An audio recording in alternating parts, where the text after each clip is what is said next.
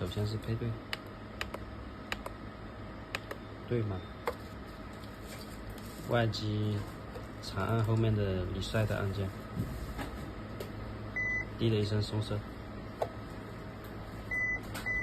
配对成功，滴滴2声退出。好，这个时候配1拖2就要配对完成的去给码。新的一台机子按设置进入，高级设置配对，进入收码状态。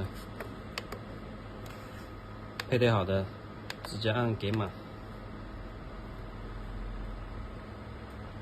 收码成功，自动变为2号机，这个时候可以通讯了。